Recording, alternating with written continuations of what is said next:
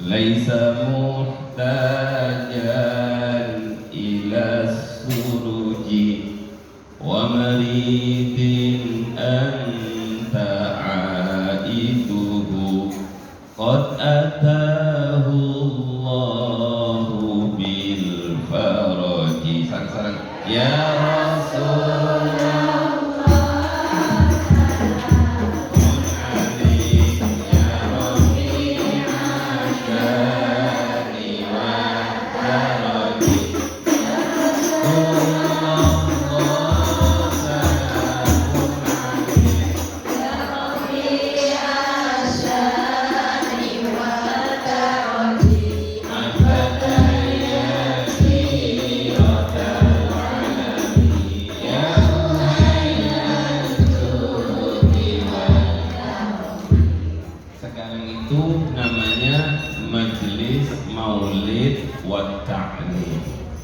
Lengkap majelisnya, ada maulidnya, ada taklimnya.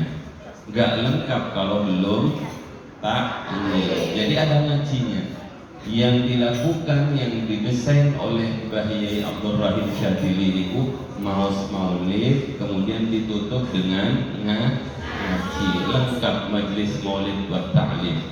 Artinya begini Bu, kullu baitin, setiap rumah, anta sakinuhu, di mana engkau wahai Muhammad menempati rumah itu, laisa muhtajan ila suruji, maka rumah itu sudah tidak butuh lagi pada lampu. Wa maridin anta aiduhu, setiap orang yang sakit, anta aiduhu, engkau berkunjung menjenguknya, qad atahullahu bil faraji, maka Allah pasti akan memberikan kesembuhan. Jadi ibu-ibu, bapak-bapak yang sangat kula muliakan, setiap rumah yang didatangi oleh Rasulullah, setiap rumah yang dikunjungi oleh Rasulullah, setiap rumah yang mana Rasulullah ada di dalamnya, maka rumah itu sudah tidak butuh lagi pada lampu. Lah, rumah yang paling penting bagi kula kali panjenengan itu adalah hati. Jadi hati ini butuh lentera, hati ini butuh penerang, sehingga hati ini disebut dengan qalbun munawwarun, hati yang bercahaya. Bagaimana agar hati kita bercahaya? Masukkan Rasulullah ke dalam hati kita. Makanya suatu saat Sayyidatina Aisyah itu bercerita, suatu saat saya sedang menjahit jubah suami saya. Tiba-tiba lampu mati. Begitu lampu mati, saya kejatuhan, atau jarum yang saya buat jahit itu jatuh. Saya cari jarum itu nggak ketemu karena gelap. Tiba-tiba Rasulullah masuk ke dalam rumah saya. Apa yang terjadi? Rumah itu terang benderang. Rumah itu menjadi bercahaya, sehingga saya bisa melihat di mana letak jarum saya jatuh. Saya bertanya kepada baginda Nabi, ya Rasulullah, alangkah terangnya, alangkah benderangnya cahaya panjenengan. Apa jawab baginda Rasul? Itulah saya kelak juga di akhirat. Dan beruntung bagi umat saya, berbahagialah bagi umat saya yang nanti bisa melihat cahaya saya. Akhirnya Sayyidatina Aisyah berkata begini, ya Rasulullah, kalau cahayamu seterang ini, kalau benderangmu seluar biasa ini, mana ada orang yang tidak bisa melihat panjenengan? Apa jawab baginda Rasul? Sayangnya ada deh. Ada orang yang matanya jelas melihat, tapi dia tidak melihat cahaya saya. Maka kemudian saya bertanya kepada baginda Rasul, siapakah orang itu ya Rasulullah? Siapakah orang yang celaka seperti itu ya Rasulullah? Mereka adalah orang-orang yang bakhil. Siapa Bu? Orang bakhil. Paham artinya bakhil? Pelit. Pelit. Pelit. Oh, di Hongkong pelit juga. Manil bakhil ya Rasul, karena saya tahu ini bukan bakhil sembarang bakhil. Maka saya bertanya, siapakah orang bakhil yang kelak di akhirat tidak akan mampu melihat cahaya panjenengan, padahal cahaya panjenengan betul-betul luar biasa. Kata Kanjeng Nabi, orang yang bakhil itu adalah orang yang ketika diundang hadir sholawatan nggak mau hadir. Ada saja alasannya. Ada alasan ini, alasan itu, alasan. Dan alhamdulillah panjenengan yang ada di tempat ini adalah panjenengan-panjenengan yang tidak bakhil. Amin. Siapa yang mendatangkan kita ke tempat ini? Siapa yang menggerakkan kita, langkah kaki kita ke tempat ini? Siapa yang menghendaki kita duduk di majelis yang mulia ini? Allah dan Rasulullah. Maka semua yang hadir ini adalah undangan-undangan, bukan undangan ketua RJ, bukan undangan panitia, bukan. Hakikatnya adalah Rasulullah yang menghendaki kita duduk di majelis ini. Tidak ada majelis yang lebih mulia, tidak ada waktu yang lebih mulia, tidak ada kondisi yang lebih mulia dibandingkan satu kondisi di mana pada saat itu kita merasa butuh kepada Allah. Kita merasa butuh kepada Rasulullah. Kita merasa cinta kepada Allah. Kita merasa cinta kepada Rasulullah. Inilah waktu terbaik. Maka seandainya saya duduk di sini sampai jam 5 siap. Harus siap. Berapa jam saya dari Jombang? Duduk di atas pesawat itu loh, Bu, miring kanan, ini miring ini. Oh, nggak sampai ini. Inilah majelis yang sangat hebat. Inilah waktu yang sangat mulia. Karena di tempat ini kita merasa hina. Di tempat ini kita merasa butuh kepada Allah, butuh kepada Rasulullah. Hadirin yang sangat kula muliakan, itu yang pertama. Kullu baitin anta sakinuhu isa muhtajan ilas wa maridin anta a'iduhu. Setiap orang yang sakit, anta a'iduhu, engkau ya Rasulullah mengunjungi orang itu. Qad atahullahu bil faraji, maka orang itu pasti diberikan kesembuhan. Semua sehat, zahirnya sehat, batinnya sehat, batinnya sehat. Seandainya panjenengan datang ke majelis ini, zahirnya sakit. Seandainya panjenengan datang ke majelis ini, batinnya sakit. Yakin, hakul yakin, keluar dari majelis ini jenengan pasti sehat. Amin. Wa maridin anta aiduhu qad atahullahu bil farji. Setiap orang yang sakit, sakit zahir kah atau sakit batin kah? Kadang-kadang yang sakit batin itu gak merasa kalau dirinya sakit, merasa sehat, padahal batinnya. Bagaimana agar batin yang tidak tahu kalau sedang sakit ini sering-sering datang ke riyadul, sering-sering datang ke majelis salawat, keluar dari majelis ini sehat zahir pun ingkang nomor kali. Kula kali panjenengan dikumpulkan di tempat ini karena cinta, cinta kepada Rasulullah, cinta kepada Allah. Ibu-ibu, kalau tak cerita mau, ini boten ngaji ceritanya. Kalau sudah sore begini, kalau ngaji dalil-dalil berat. Kalau ngaji cerita, alhamdulillah insya Allah bisa. Yang ngantuk silakan persiapkan dirinya. Suatu saat dalam peperangan yang dahsyat, ada seorang ibu terpisahkan dengan bayinya, anak kecilnya. Jadi karena peperangan itu adalah peperangan yang luar biasa dahsyatnya, ada seorang ibu yang kelepasan anaknya lepas, sehingga anak itu berpisah dengan ibunya. Perang berkecamuk terus-menerus, ibu itu bingung menangis mencari anaknya. Begitu perang selesai, ada salah seorang sahabat Rasulullah menemukan anak kecil. Anak kecil ini sedang menangis, kemudian digendong oleh sahabat itu, dinaikkan ke atas pundaknya sambil berkata, ibu-ibu, siapakah yang tahu ini anaknya siapa? Hei ibu-ibu yang merasa kehilangan anaknya, gak kehilangan suaminya. Hei ibu-ibu yang merasa kehilangan anaknya, ini anaknya siapa? Pengumuman. Begitu ada anak ditaruh di pundak seorang sahabat, ibu yang kehilangan anaknya itu melihat dari jauh, berlari kencang tanpa memperdulikan kondisi peperangan. langsung diambil anak itu, diciumi, didekap sedekap-dekatnya, seerat-eratnya, seakan-akan tidak mau kehilangan lagi. Begitu menyaksikan kondisi seperti itu, para sahabat yang lain terharu, ibu-ibu nangis, laki-laki juga nangis. Pulau itu juga sering nangis. Dari tadi pulau itu nangis terus, subhanallah, betapa ikhlasnya panjenengan sedaya. Pulau tidak heran kalau Riyadul Jannah itu besar di Malang. Sebab Malang tempatnya orang tetangga, sholawatan, belakang sholawatan, depan adzan. Tadi saya nunggu adzan subuh di sana gak kedengar. Nunggu suara qiraat menjelang subuh itu gak kedengaran juga. Mana suara tarhim? Gak ada. Jadi kalau ada orang bersolawatan di Malang, Ustaz, kalau ada orang solawatan di Pendem sana, Pendem markas kita itu, kurang nggak heran.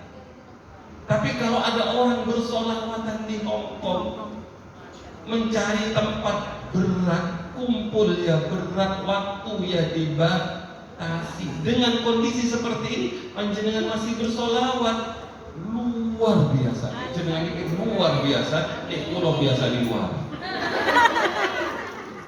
Ibu-ibu yang sangat kulo muliakan, kemudian ibu itu mendekap sedekap-dekatnya seakan-akan tidak ingin melepaskan anaknya. Para sahabat terharu menangis, kemudian Rasulullah tersenyum. Melihat kondisi ini Rasulullah tersenyum. Kawan-kawan, kenapa panjenengan nangis semua? Apa sih yang membuat sampean menangis? Ya Rasulullah, bagaimana saya tidak menangis? Itu lihat seorang ibu yang begitu merindukan anaknya, menangisi, menciumi anaknya. Kami terharu ya Rasul, kami terharu ya Rasul. Apa jawab baginda Rasul? Jawabannya baginda Rasul begini. Kalau tanya kejenengan, jawab dengan jujur. Apakah ibu yang terpisah dengan anaknya, kemudian ketemu anaknya di dekat, kalau di sampingnya ada api, kira-kira ibu itu akan lempar enggak anak itu ke api? Jawab. Akankah ada seorang ibu yang tega melemparkan anaknya ke dalam api? Adakah seorang ibu yang tega jiwit anaknya? Jawab. Biasa.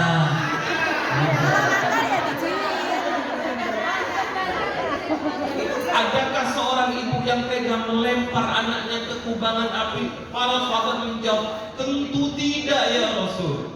Apa jawab Rasulullah? Allah lebih sayang dibandingkan ibu ini. Allah lebih cinta dibandingkan cintanya ibu ini kepada anaknya. Yakin, hakul yakin, hadirin hadirat yang dirahmati oleh Allah, kita bersolawat di tempat ini, kita membaca bismillah di tempat ini, kita bertahlil di tempat ini, kita bertasbih di tempat ini. Kalau seorang ibu saja tidak akan tega melemparkan anaknya ke dalam api, mana mungkin Allah akan melemparkan kita ke dalam api nerakanya? Tidak mungkin kita dilemparkan ke api nerakanya Allah. Karena ibu saja yang sayangnya sedikit itu tidak mau melemparkan anaknya ke dalam api neraka. Hadirin, pulau hadir di tempat ini karena cinta. Istri pulau hadir di tempat ini karena cinta. Para pengurus berkumpul di tempat ini karena cinta. Panjenengan semua meninggalkan apa yang harus panjenengan lampahi di tempat ini karena cinta kepada baginda Rasul. Harapannya pasti kita tidak akan dilemparkan ke neraka. Amin. Bagaimana kita tidak cinta pada baginda Rasul? Karena jangan sampai kalah kita dengan Hubal. Ada cerita Hubal. Pernah dengar cerita Hubal? Ketika Rasulullah Sallallahu Alaihi Wasallam kecil, baru lahir, nopo mas namanya yang gendong anak itu apa namanya? Baby apa itu? Baby sister. Baby sister. Yang gendong anak itu. Ketika Rasulullah masih kecil, beliau digendong oleh Halimah As-Sa'diyah. Cerdasnya Halimah As-Sa'diyah ini menggendong Rasul yang masih kecil, belum berpangkat Rasul, tapi seorang yang bernama Ahmad dan Muhammad, dibawa ke dalam Ka'bah. Jadi Ka'bah waktu itu pintunya terbuka, dibawa ke dalam Ka'bah. Apa yang terjadi? Begitu Muhammad kecil, Nabi junjungan kita, kekasih kita yang masih kecil itu dibawa ke dalam Ka'bah, patung-patung yang isinya sekitar 360 patung, hitungan hari dalam 1 tahun. Patung-patung yang kecil-kecil yang berada di dalam Ka'bah itu semuanya sujud tersungkur. Ada patung yang paling besar namanya Hubal, dia nggak bisa tersungkur, mungkin karena terlalu berat. Tapi yang dilakukan oleh Hubal itu, begitu Rasul kecil digendong Halimah Sa'diyah itu masuk, beliau nunduk, senunduk-nunduknya, nunduk. Aneh, patung yang biasa disembah, begitu Rasulullah hadir, nunduk. Kalau patung saja nunduk kepada baginda Rasul, masa kita umat Rasulullah kalau dibacakan Mahalul Qiyam kok malas berdiri? Begitu disampaikan marhaban ya marhaban, masa kita nggak merasa Rasulullah hadir?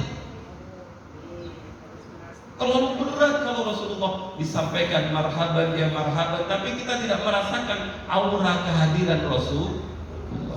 Patung saja itu sujud, patung saja itu nunduk. Apa yang dilakukan oleh Hubal? Hubal dengan izin Allah berkata, kalau saja tidak ada kamu wahai anak kecil, maka Allah tidak akan menciptakan saya. Laulaka ya Muhammad ma khalaqtul makhluk. Kalau bukan karena kamu Muhammad, kalau bukan karena kamu Muhammad, kalau bukan karena kamu Muhammad, maka Allah tidak akan menciptakan makhluk. Dan saya ada karena keberadaan panjenengan. Hubal saja, batu saja niku menunduk ketika Rasulullah hadir.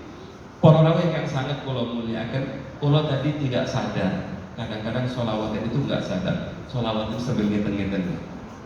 Tadi saya sebenarnya menunggu jenengan tangannya di atas dulu, sehingga ibu-ibu mengikuti terus.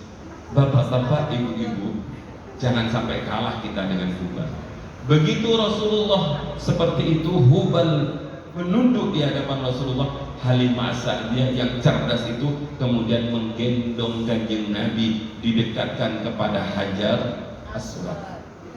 Jadi bapak-bapak, ibu-ibu, kadang-kadang pengasuh itu sangat berpengaruh.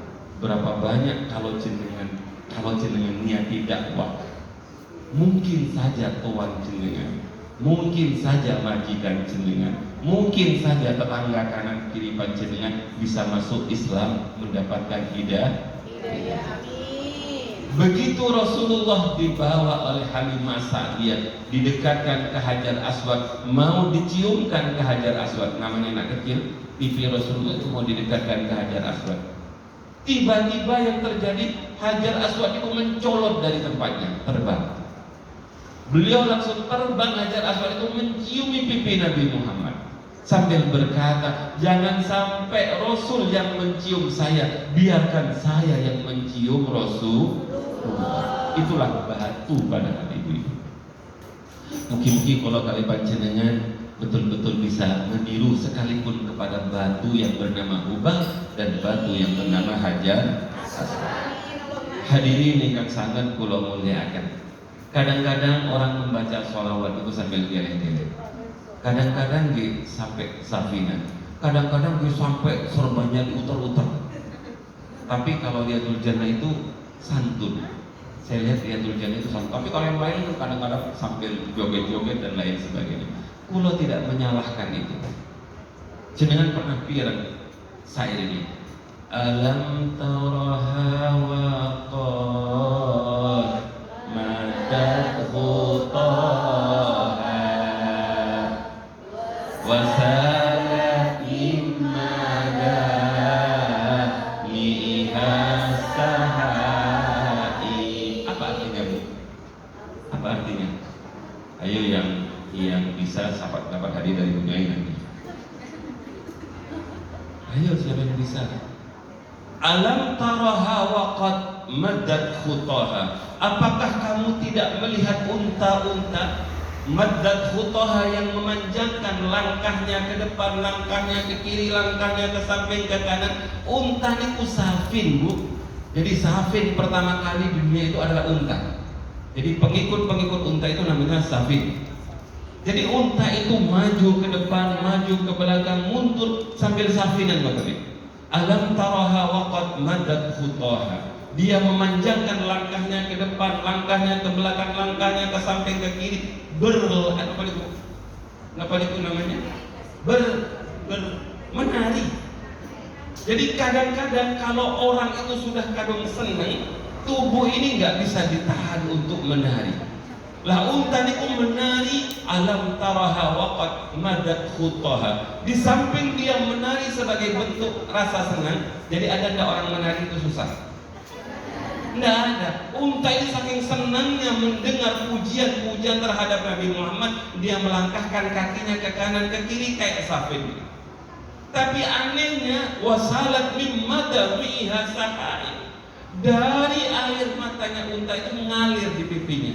Wasalat min madamiha sahai, seperti mendung yang mencucurkan hujan. Di satu sisi hatinya rindu kepada baginda Rasul, sehingga dia melangkahkan kaki ke kanan, ke kiri, ke depan dan lain sebagainya, seakan-akan dia berjoget. Tapi matanya merasa rindu ketika Nabi Muhammad disampaikan, ketika Nabi Muhammad diucapkan, ketika Nabi Muhammad disenandungkan. Insya Allah pulau kalimat jenengan masa kalah kali unta. Insya Allah bukan kalah nih. Ada enggak yang sholawatan sambil ngobrol? Enggak ada. Yang ada tuh di sono. Di sana ke atas, kemudian balik lagi.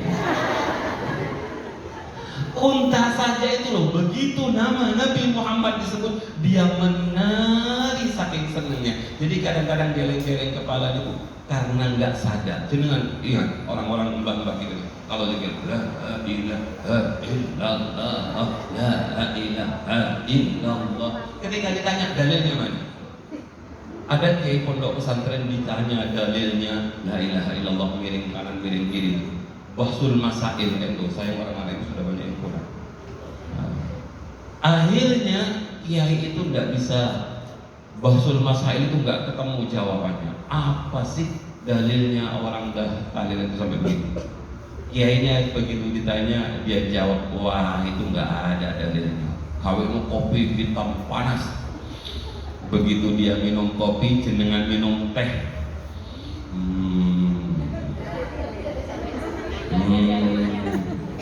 Kalau jenengan mungkin rokok. Jenengan apa bu jenengan? Masa ngopi? Ibu-ibu ngopi? Oh, begitu kopinya nikmat. Ada dalilnya gitu. Kenapa jenengan gitu? Saking nikmat. Jadi kalau ada orang bersolawat sambil geleng-geleng kersane, niku sedang menikmati. Semakin kencang Kulo niku pernah ke Pasuruan kali istri kulo sholat maghrib di musola kecil. Masya Allah ibu yang lahir.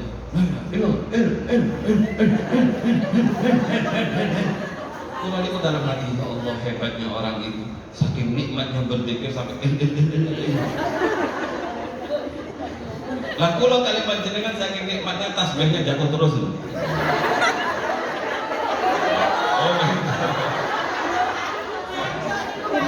Sarang-sarang alam taraha wa qad madat khutaha wa salat min madamiha